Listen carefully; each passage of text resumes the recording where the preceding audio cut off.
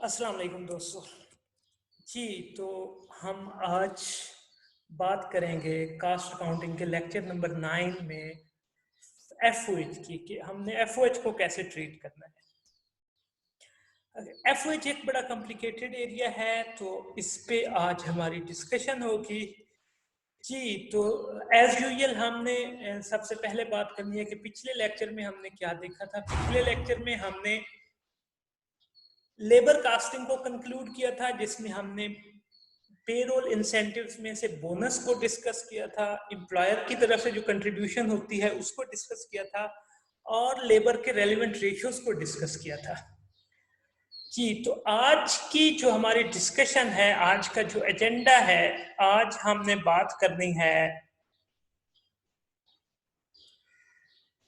FOH की cast की allocation की, कास्ट की अपॉर्शनमेंट की और रीअपॉर्शनमेंट की। OAR क्या है, ओवरहेड एब्जॉर्प्शन रेट कैसे कैलकुलेट करता है, अंडर और ओवर अप्लाइड एफओएच क्या है, और एफओएच के रेलेवेंट जर्नल एंट्रीज क्या है। तो इन चीजों पे आज हमारी डिस्कशन है। तो आइए स्टार्ट करते हैं। कास्ट एलोकेशन से क्या मुराद है? Cost that can be identified with a specific cost centre. किसी भी कास्ट सेंटर को जो डायरेक्टली आइडेंटिफाई कर दी जाती है कास्ट, उसको हम क्या कहते हैं? ये कास्ट एलोकेशन है। ABCD व्हाटसोएवर जो भी डिपार्टमेंट है, जो भी कास्ट सेंटर है, उसको अगर आप डायरेक्ट एलोकेट कर लेते हैं कास्ट को, तो उसको हम क्या कहते हैं? आइडेंटिफाई कर लेते हैं, कास्ट एलोकेशन हो गई है। फिर है अपॉर्शनमेंट। जब आपके पास डायरेक्ट आइडेंटिफिकेशन किसी कास्ट की नहीं है, तो फिर आप क्या करते हैं? कास्ट को अपॉर्शन करते हैं।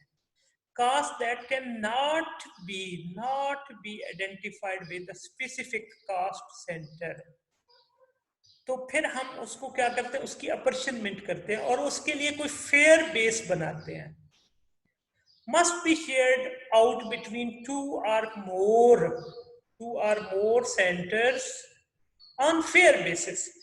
अब ये कुछ एग्जांपल्स मैंने बताई हैं बेसिस की, लेकिन जरूरी नहीं है कि यही पैटर्न हो। कोई भी फेयर पैटर्न जो भी हो, फेयर बेसिस पे जो भी पैटर्न हो, आप उसको यूज कर सकते हैं। फॉर एग्जाम्पल, फ्लोर एरिया को हम यूज करते हैं नॉर्मली किसके लिए? रेंट और रेट्स की अपॉर्चुनिटी के लिए। कैरिंग अमाउंट ऑफ मशीनरी को हम यूज करते हैं डेप्रिसिएशन ऑफ मशीनरी की अपॉर्चुनिटी के लिए। नंबर ऑफ एम्प्लॉइज को हम यूज करते हैं कैंटीन कास्ट के लिए। जरूरी नहीं यही हो, क्वेश्चन में नॉर्मली उसने बताया होगा कि ये बेसिस है अपॉर्चुनिटी करने के लिए। अगर नहीं है तो फिर आपने कोई भी फेयर बेस बनानी होती है, या कोई और भी सूटेबल बेस जो भी हो, हम उसको बना लेते हैं। तो पहले हमने बात की एलोकेशन की, जो डायरेक्टली आइडेंटिफाइबल है कि ये इस कास्ट सेंटर की कास्ट है। फिर अपॉर्चुनिट जो डायरेक्टली नहीं आइडेंटिफाइबल, बल्कि जिसको आप किस बेस पे करते हैं?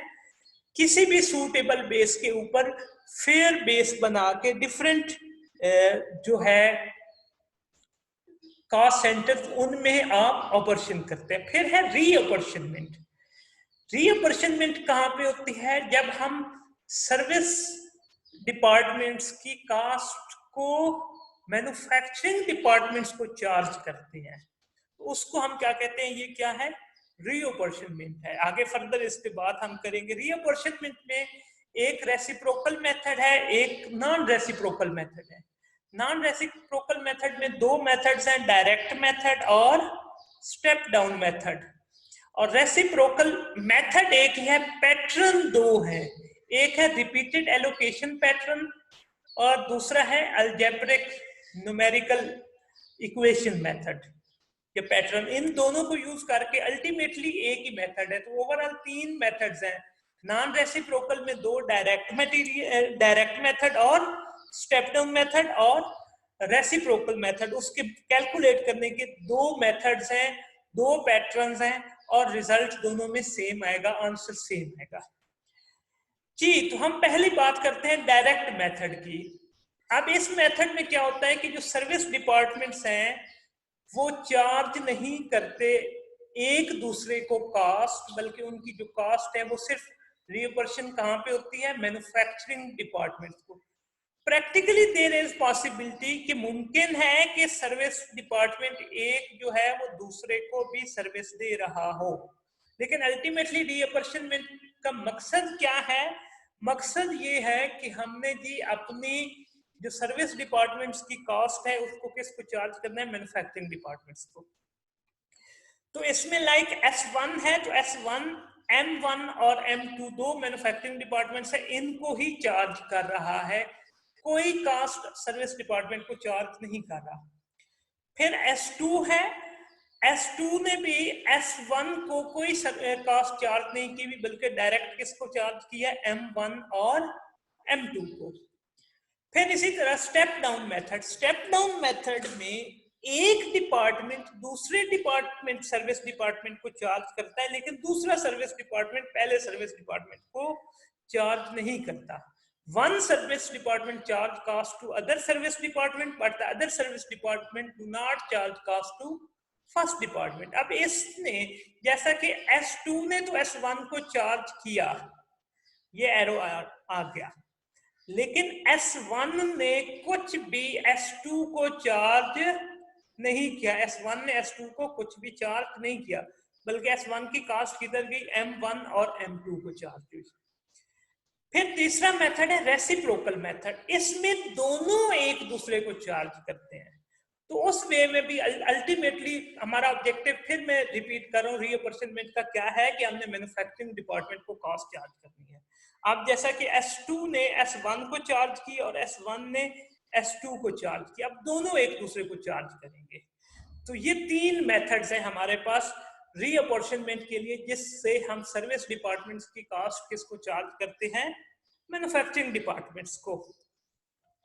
जी आइए एक कंप्रिहेंसिव एग्जांपल डिस्कस करते हैं, जिसमें हमने एलोकेशन पे भी बात करनी है, अपॉर्चनमेंट पे भी बात करनी है और रीअपर्शनमेंट पे भी बात करनी है। बड़ा कंप्रिहेंसिव डाटा है। अच्छा जी, कंपनी है XYZ और इसकी ये कुछ कास्टें हैं। इलेक्ट्रिसिटी की 54,000 की कास्ट है, बोनस पे 21,000 है, फैक्ट्री रेंट 2,40,000 है, पावर की कास्ट 7,47,000 है और डेप्रिसिएशन की कास्ट 1,95,000 है। अब जो नीचे उसने इंफॉर्मेशन दी हुई है कि cost of service departments are prorated only to production departments. Ultimately किसको चार्ज करनी है? प्रोडक्शन डिपार्टमेंट्स पे। कैंटीन कास्ट, अब ये एक सर्विस डिपार्टमेंट है, apportioned on basis of number of employees. अब ये नंबर ऑफ एम्प्लॉइज की बेसिस के ऊपर चार्ज होती है। और maintenance department cost apportioned on the ratio of 1:2:1 respectively to all production department. अब क्या हुआ कि कैंटीन की कास्ट जो है वो दूसरे सर्विस डिपार्टमेंट को भी चार्ज होगी और प्रोडक्शन डिपार्टमेंट्स को भी चार्ज होगी, और प्रोडक्शन जो मेंटेनेंस डिपार्टमेंट है ये वाला, इसके कास्ट सिर्फ किसको चार्ज होगी? प्रोडक्शन डिपार्टमेंट्स को।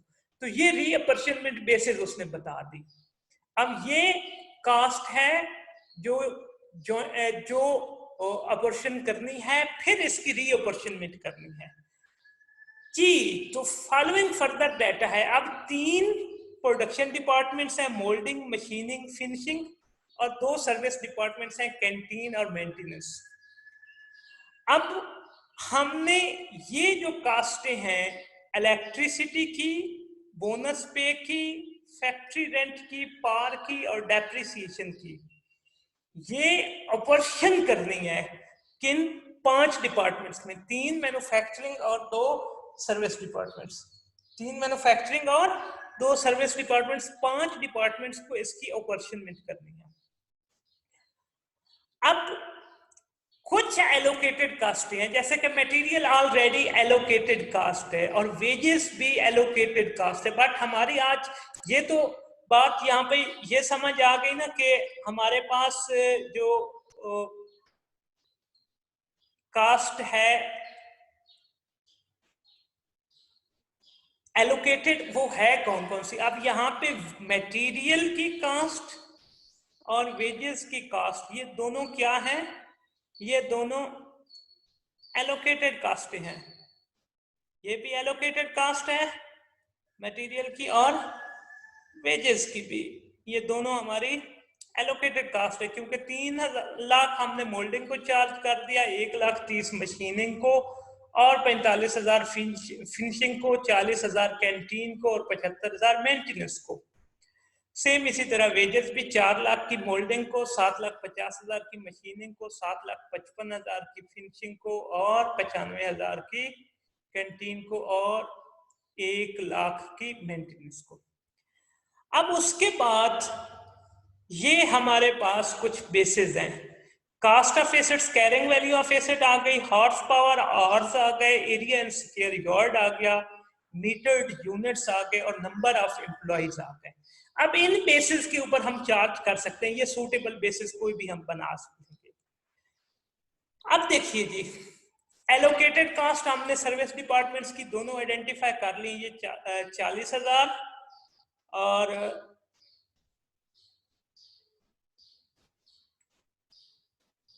ये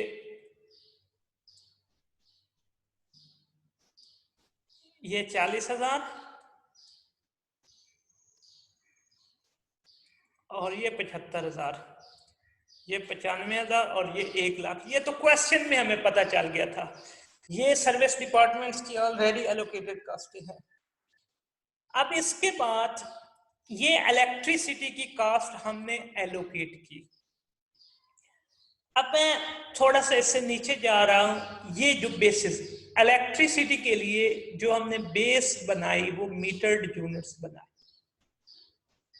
बोनस पे के लिए लेबर वेजेस बनाई, फैक्ट्री रेंट के लिए एरिया ऑक्युपाइड बनाया, पावर के लिए हॉर्स पावर बनाए, और डेप्रिसिएशन के लिए कास्ट ऑफ एसेट बनाए।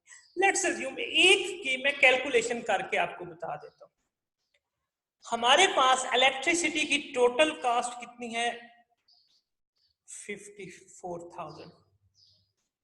अब इलेक्ट्रिसिटी के रेलेवेंट हमने क्या बनाना है? मीटर्ड यूनिट्स, इसकी बेस के ऊपर। तो हमने इनके सारों के टोटल यूनिट्स बना लिए।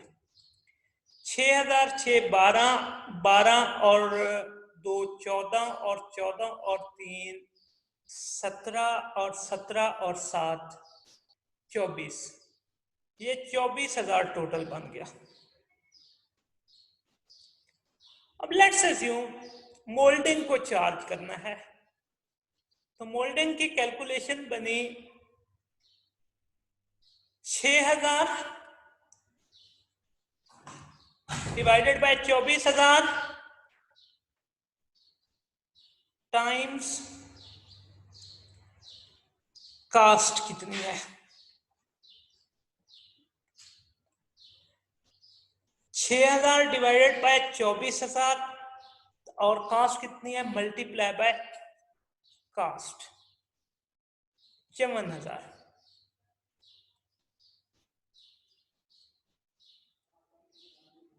इक्वल्स टू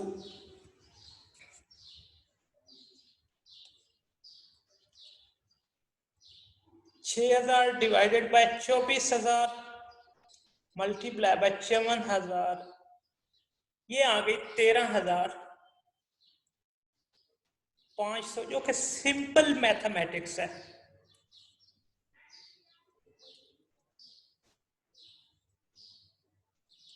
ये मोल्डिंग।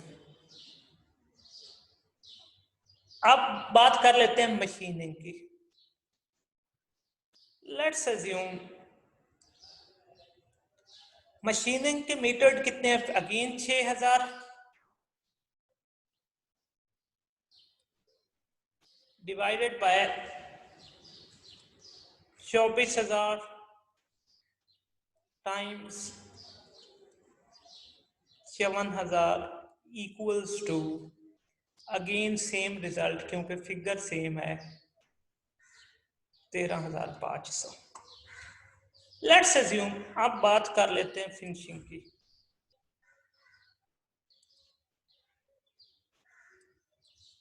फिनिशिंग की हमारे पास कैलकुलेशन जो आएगी वो अगेन उसका फिगर कितना है? 7,000 times sorry, divided by 24,000 times 54,000 equals to, let's do the calculation. 7,000 divided by 24,000 ज़रबे 54,000 15,750। तो ये फिगर कितना आ गया? 15,750। ये किसके रेलिवेंट आ गई? Finishing department. अब हम बात कर लेते हैं कैंटीन की। जी, कैंटीन की कैलकुलेशन बनेगी 2,000 divided by 24,000 times 54,000 equals to, जी 2 divided by 24 times 54,000 equals to 4,500। 4,500। अब हम बात कर लेते हैं मेंटेनेंस की। Let's do the calculation here.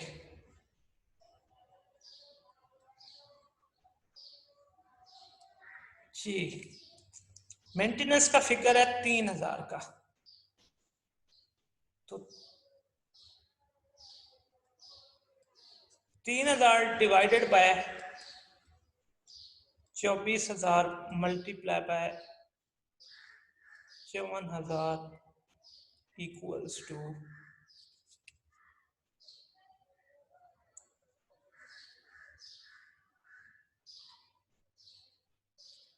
6,750।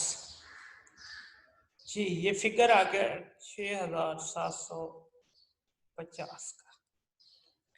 अब इसको टैली कर लेते हैं सॉल्यूशन में। जी, ये 6,750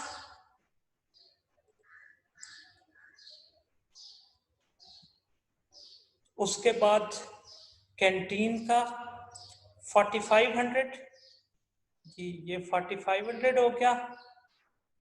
उसके बाद कैंटीन के बाद फिनिशिंग का,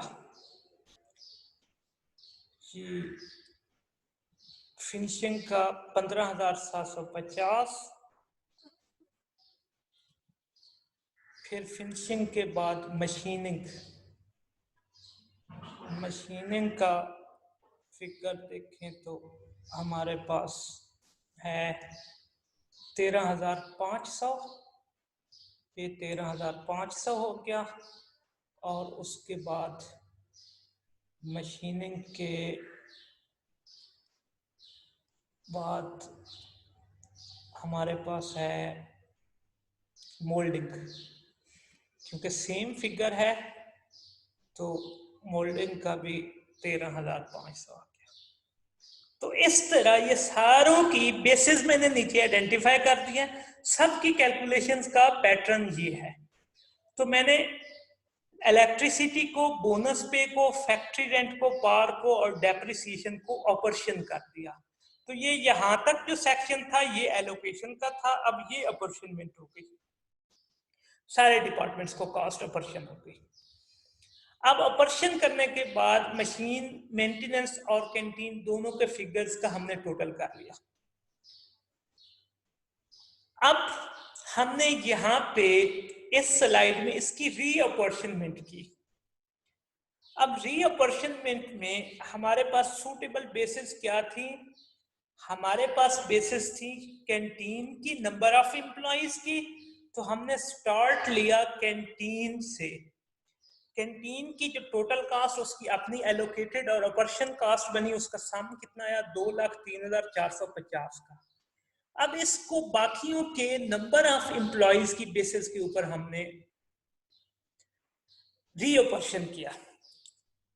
अब नंबर ऑफ एम्प्लॉइज 240, 300, 380 और 80, क्योंकि इसके अपने नंबर ऑफ एम्प्लॉइज को हमने शामिल नहीं करना, तो इनका टोटल कर लेते हैं। 240 जमा 300 जमा 380 जमा 80, 1000 एम्प्लॉइज बन गए। अब हमने क्या काम किया, पहला जो मैन्युफैक्चरिंग डिपार्टमेंट है जिसका नाम है मोल्डिंग, फिर मशीनिंग, फिर फिनिशिंग। मोल्डिंग को हमने इसकी कैलकुलेशन की,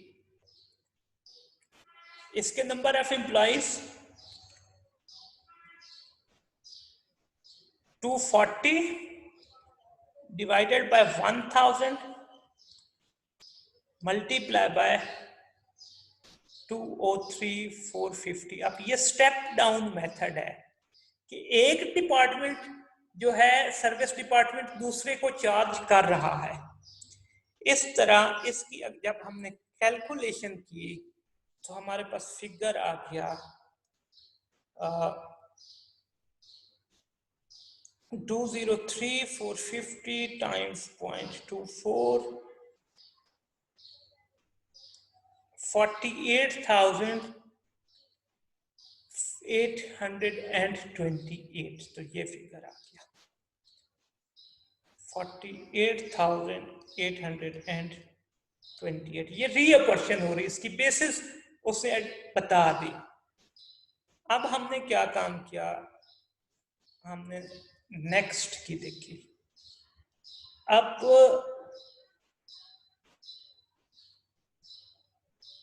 नेक्स्ट में हमारे पास नंबर ऑफ एम्प्लॉइज 300 है, तो 300 divided by 1000 times 203,450 equals to 203,450 times 0.30 is equal to 61,035, जो हमने ये कैलकुलेट कर लिया। फिर हम चौथे डिपार्टमेंट की तरफ जाएंगे, इसके भी नंबर ऑफ एम्प्लॉइज को चेक करेंगे 380। अब 380 divided by 1000 times 203,450 equals to, अच्छा जी, 203,450 टाइम्स 0.38, 77,311, 77,311 ये हो गई। अब हमारे पास चौथा डिपार्टमेंट आ गया जी,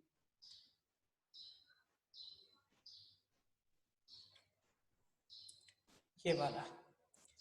अब इसके नंबर ऑफ एम्प्लॉइज देखें तो कितने हैं, 80।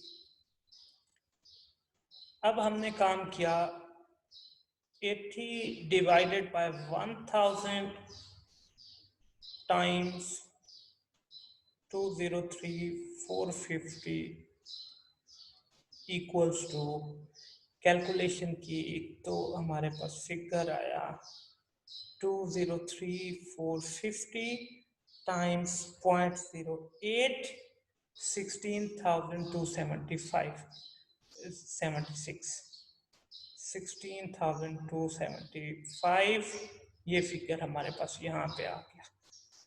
एंड सो ऑन, ये इस तरह हमने रीअपोर्शन कर लिया किसकी कास्ट को, कैंटीन डिपार्टमेंट की। तो जब स्टेप डाउन शुरू करते हैं तो जो ज्यादा चार्ज करता है दूसरे डिपार्टमेंट को उससे, या जिसकी एलोकेशन बेस दी हुई हो, अब इसको उसने हमें बता दिया। अब इस कास्ट को भी हमने ऐड कर दिया, तो ये 291,526 के फिगर्स को रीअपर्शन किया 3 मैन्युफैक्चरिंग डिपार्टमेंट्स पे। तो ये स्टेप डाउन मेथड हो गया कि एक सर्विस डिपार्टमेंट ने दूसरे को चार्ज किया, जैसे कैंटीन ने मेंटेनेंस को चार्ज किया, लेकिन मेंटेनेंस ने इसको नहीं चार्ज किया। इसकी ये बेसिस दी हुई है, 25% फर्स्ट डिपार्टमेंट को, फिर 50% सेकंड को, फिर 25% थर्ड को, और इस तरह हमने कास्ट को रीअपर्शन करके मैन्युफैक्चरिंग डिपार्टमेंट्स को चार्ज कर दिया। अब हमने यहाँ पे क्या देखा अभी तक? एलोकेटेड कास्ट कौन सी होती है, अपॉर्चनमेंट ऑफ कास्ट कैसे करते हैं, और रीअपर्शनमेंट ऑफ कास्ट कैसे करते हैं। जी, तो ये था स्टेप डाउन मेथड। अब हम एक डिस्कशन कर लेते हैं रेसिप्रोकल मेथड की। अब ये 4 डिपार्टमेंट्स हैं, मशीनिंग, फिनिशिंग, मेंटेनेंस और एयर कंडीशनिंग। इसकी टोटल कास्ट थी 2,40,000 जिसको हमने एलोकेट करना था, तो जो एलोकेट हो गई थी इन चारों को। अब हमने मेंटेनेंस और एयर कंडीशनिंग की कास्ट को रीअपर्शन करना है मशीनिंग और फिनिशिंग को। अब मेंटेनेंस क्या करता है?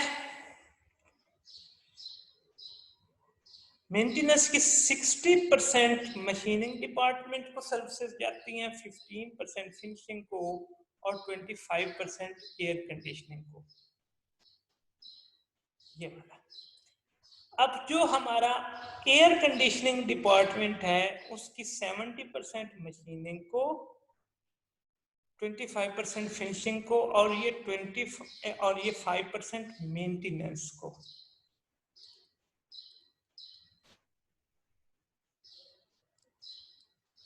ठीक हो गया जी।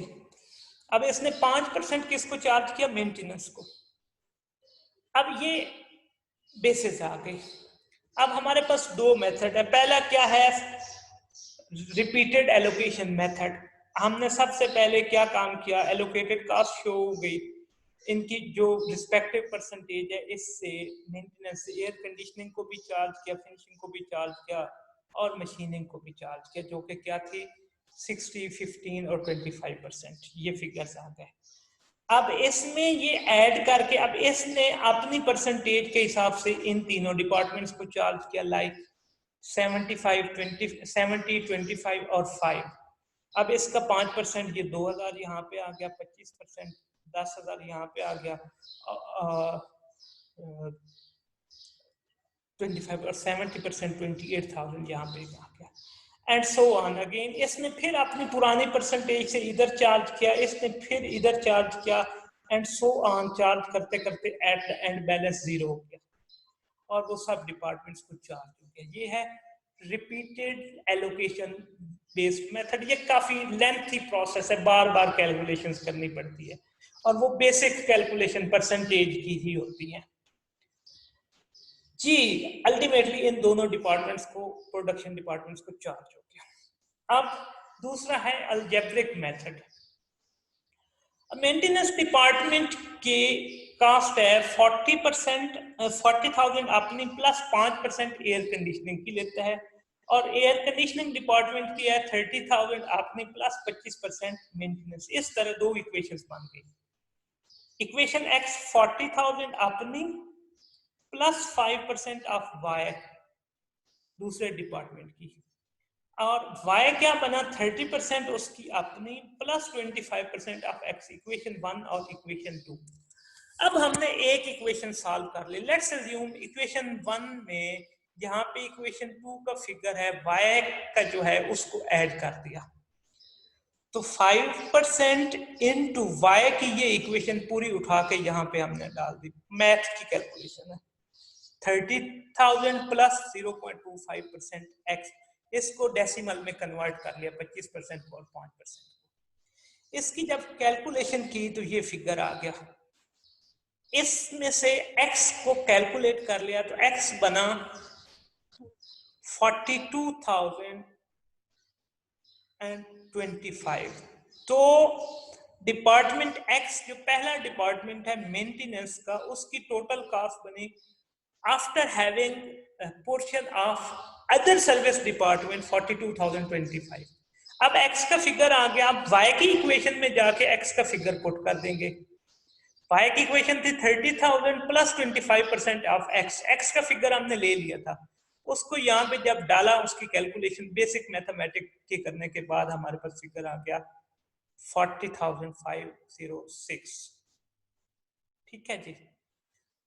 अब 40,506 वाई की आ गई और 42,025 एक्स की आ गई। अब इसको रिस्पेक्टिव परसेंटेजेस के साथ जब कैलकुलेट किया तो 25,000 15,6304 और 10,506 का फिगर आ गया। अब ये 10,506 इसमें ऐड करें तो ये टोटल बना था ना, इसको इधर चार्ज करके इसकी अपनी ओरिजिनल तो ये थी ना, इसलिए 40 और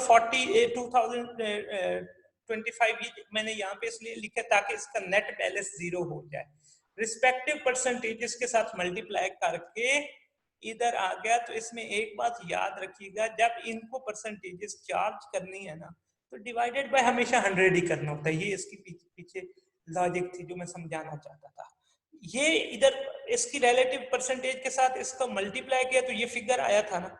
अब क्योंकि ये टोटल सम करके इसकी परसेंटेज इधर चार्ज कर रहे हैं तो डिवाइडेड बाय 100 ही करना होता है, मल्टीप्लाई बाय परसेंटेज। इस तरह ये दोनों की अलजेब्रिक मेथड से भी एलोकेशन हो गई और ये सेम फिगर वही आया जो हमने पहले देखा था।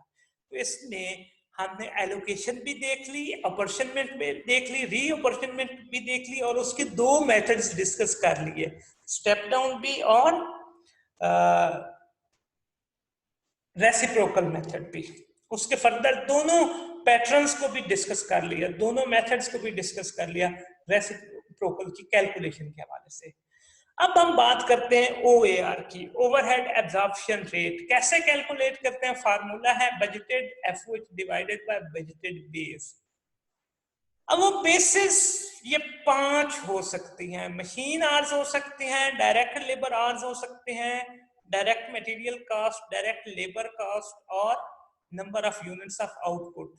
अब इन दोनों के साथ जब कास्टें होंगी तो मल्टीप्लाई बाय 100 हो जाएगा, कास्टों में मल्टीप्लाई बाय 100 हो जाएगा, आवर्स का पर आर आ जाएगा और यूनिट्स का पर यूनिट आ जाएगा रेट, जो भी OAR का रेट आएगा, ओवरहेड एब्जॉर्प्शन रेट। इसलिए में अब इनमें से अंडर एब्जॉर्प्शन कॉस्टिंग हमने कोई एक यूज करना है। अब ये OAR जो कैलकुलेट होते हैं, ये डिपार्टमेंट का भी सेपरेट OAR कैलकुलेट हो सकता है या पूरी प्रोडक्ट लाइन का या फैक्ट्री का इकट्ठा कैलकुलेट हो सकता है। अगर डिपार्टमेंट का कैलकुलेट करेंगे तो उनको हम क्या कहेंगे, ये डिपार्टमेंटल OARs है।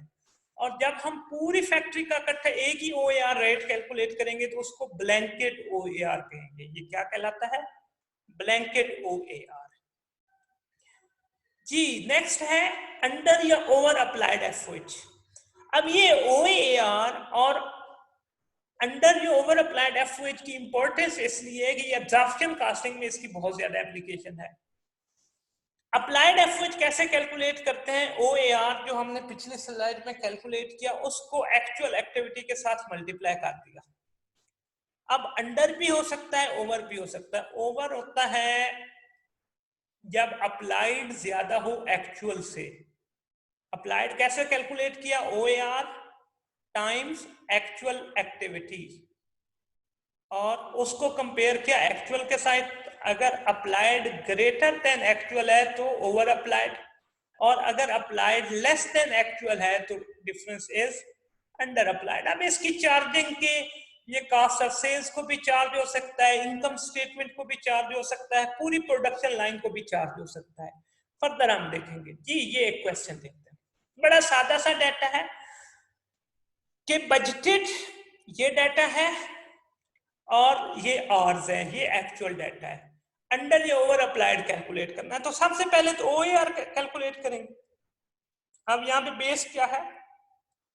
Labour hours. उसमें दोनों बजटेड डाटा यूज करेंगे, 80,000 divided by 20,000 is equal to 4। देखिए सेम कैलकुलेशन हुई है यहाँ पे, ये 4 OAR आ गया। सेकंड में क्या है? अप्लाइड FOH कैलकुलेट करना। उसका फार्मूला क्या है? एक्चुअल एक्टिविटी, एक्चुअल आवर्स आ गए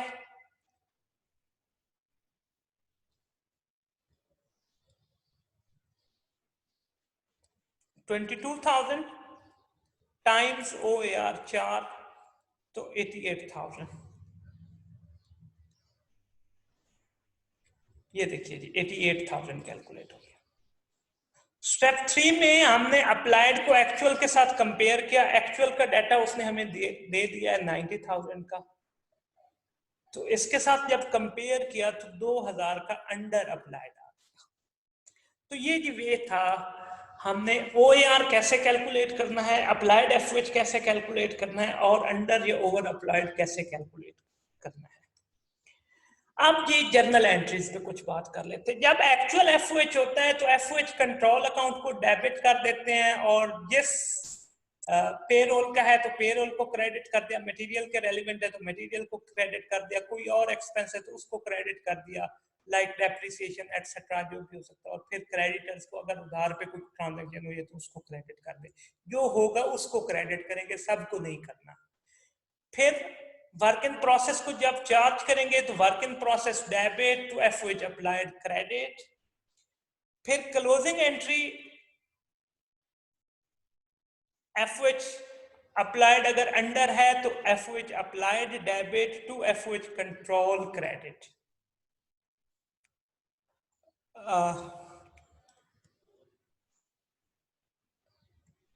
और फिर अगर ओवर अप्लाइड है तो इसकी अपोजिट हो जाएगी FOH control debit to FOH applied credit.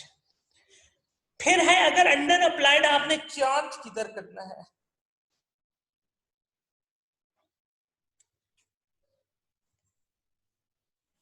Applied FOH हमने चार्ज किधर करना है।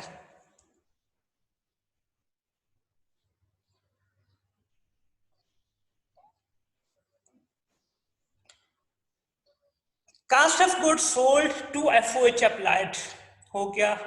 अगर हमने कास्ट ऑफ गुड्स सोल्ड को चार्ज करना है, जिसको भी चार्ज करना है उसको डेबिट करना है और अप्लाइड को क्रेडिट करते जाना है, क्योंकि हमने ऑलरेडी कम अप्लाई किया हुआ था। Work in process debit, cost of goods sold debit, finish goods अगर होल प्रोडक्शन को चार्ज करना है टू एफओएच अप्लाइड क्रेडिट। फिर अगर इनकम स्टेटमेंट को चार्ज करना है तो income statement debit to FOH applied credit. Normal ये पैटर्न उसने बताया होगा पॉलिसी की, अगर नहीं बताई हुई तो इनकम स्टेटमेंट को चार्ज कर देंगे। फिर इसी तरह ओवर अप्लाइड की इसके अपोजिट हो जाएंगी, वो भी कास्ट ऑफ गुड्स सोल्ड को चार्ज करना है तो applied debit, cost of goods sold credit. अगर इंटायर प्रोडक्शन को चार्ज करना है तो cost of goods sold, work in process, finish goods सबको क्रेडिट कर दिया अकॉर्डिंग टू देयर प्रोपोर्शन। और फिर अगर आपके पास अगर इनकम स्टेटमेंट को करना है तो इनकम स्टेटमेंट को कर देंगे। तो ये तो वे हो गया जी कि इसकी जर्नल एंट्रीज हमने कैसे करनी है। तो जनाब आज का सेशन यहाँ पे इख्तिताम पजीर हुआ। हमने एफओएच की डिस्कशन की, उसकी एलोकेशन, अपॉर्चनमेंट, रीअपॉर्चनमेंट, ओएआर को डिस्कस किया, एफओएच अप्लाइड कैसे कैलकुलेट करते हैं, अंडर अप्लाइड या ओवर अप्लाइड को डिस्कस किया और उसके रेलिवेंट जर्नल एंट्रीज को डिस्कस किया। Thank you very much for your time. मैं उम्मीद करता हूँ कि आज का लेक्चर आपको पसंद आया होगा। काइंडली मेरे यूट्यूब चैनल को सब्सक्राइब कीजिए और बेल आइकन को जरूर दबाइए। इंशाल्लाह कल नेक्स्ट सेशन के साथ जिसमें हम मार्जिनल और एब्जॉर्प्शन कॉस्टिंग डिस्कस करेंगे, कल हाजिर होगा आपकी खिदमत में। Thank you very much.